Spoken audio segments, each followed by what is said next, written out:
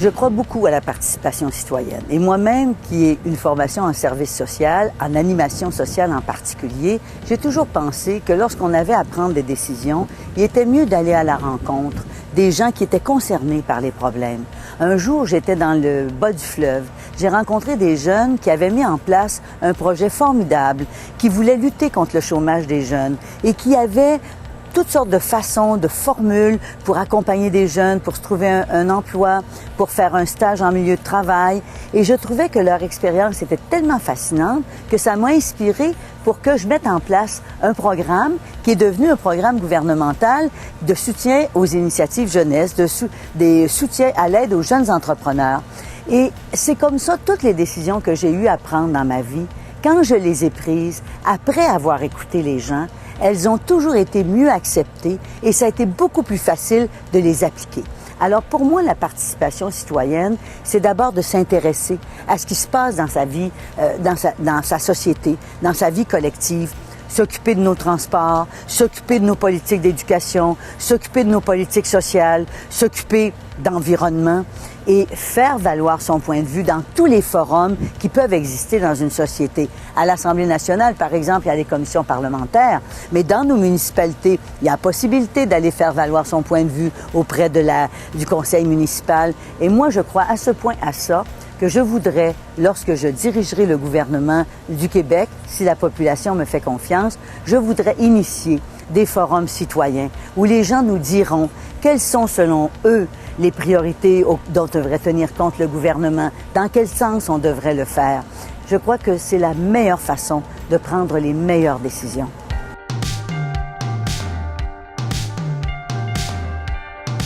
Je suis un leader qui rassemble.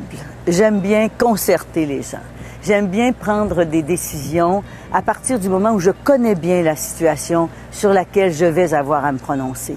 J'aime beaucoup réunir autour de moi ceux et celles qui auront ensuite à agir sur une situation. Est-ce que c'est de s'occuper des familles? Est-ce que c'est de s'occuper des services aux personnes âgées? Est-ce que c'est de s'occuper de la lutte contre la pauvreté?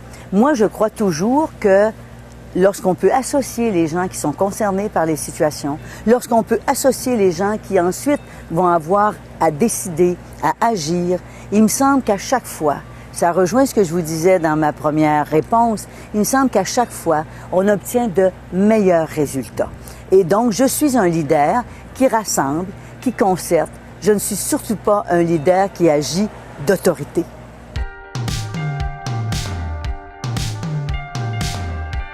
D'abord, ma vision de la démocratie, elle est liée au fait qu'il y a différentes formes de démocratie. Il y a la démocratie représentative, à chaque 4 ans au Québec. Moi, j'espère que ça va être à date fixe. D'ailleurs, à chaque 4 ans au Québec, on choisit un gouvernement. On choisit un gouvernement sur la base d'engagements faits par le parti politique ou un parti politique ou l'autre qui se présente. Et pour moi, on devrait avoir toujours un mécanisme de reddition de comptes. Parce que dans cette démocratie-là, il faut être capable, une fois qu'on a pris des engagements, d'en rendre compte et de dire si on les a réalisés, comment on l'a fait et dans quel délai on l'a fait. Et moi, je suis même prêt à aller à ce que, à l'Assemblée nationale, il y ait une obligation de rendre compte sur nos engagements. Ça, c'est ce que j'appelle et ce qui est la démocratie représentative. Mais il y a la démocratie dans le quotidien, c'est-à-dire être capable d'entendre la voix du peuple. Parce que c'est ça que ça veut dire. Ça veut dire l'expression du peuple. Et parfois, on peut, et dans notre parti, ça existe, parfois, on peut vouloir envoyer un message très clair à un gouvernement, à l'Assemblée nationale du Québec, au Parti québécois. On a prévu qu'on puisse tenir des référendums d'initiative populaire, c'est-à-dire recueillir le point de vue de la population pour dire au gouvernement, nous, par exemple, on aimerait ça, avoir une commission d'enquête sur l'industrie de la construction.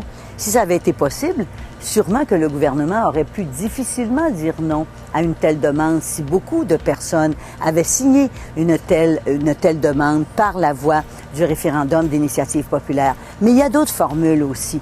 Et il y a d'autres formules qui peuvent être des forums citoyens, qui peuvent être des consultations qui se fassent sur la base d'un projet particulier. Alors moi, ce que je crois, c'est qu'il faut qu'à chaque fois, il y a un espace pour qu'on donne notre point de vue. Prenez l'environnement, c'est un bel exemple. On a le bureau d'audience publique en environnement. Lorsqu'il y a des décisions à prendre pour changer la vocation d'un territoire, pour faire de l'exploration minière, par exemple. On doit toujours être capable de consulter les gens. Et pour moi, c'est aussi important que la démocratie représentative.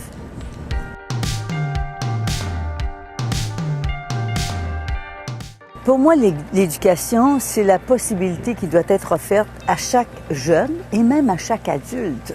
Parce que l'éducation, c'est l'histoire de toute une vie, d'aller au bout de ses talents. On peut être un très bon mécanicien. On peut être un charpentier doué. On peut être un médecin spécialiste qui est absolument d'une compétence exceptionnelle. Mais l'important pour moi, c'est que chacun aille au bout de ce qu'il est, puisse aller au bout de ses talents, se réaliser, obtenir bien sûr un diplôme au bout de cette formation. Et encore une fois, que ce soit pour un métier, pour une technique, on est en sciences infirmières, on est en technologie de l'information, on est en administration, ou on est dans les sciences, ou on est dans les arts. Et plus largement, l'éducation pour une société, c'est à mon point de vue le plus grand investissement et la plus grande richesse. Les sociétés riches, les sociétés qui partagent le mieux la richesse entre leurs concitoyens, ce sont des sociétés qui ont investi en éducation. Parce que l'éducation, c'est la recherche aussi. L'éducation, ce sont des découvertes, ce sont des talents qui se déploient. Alors pour moi, l'éducation dans une société, ça doit être la priorité. Et à la base, il doit y avoir l'égalité des chances. Peu importe qu'on soit riche ou pauvre, à partir du moment où on veut se former, où on a le talent pour le faire, chacun devrait pouvoir avoir accès à l'éducation.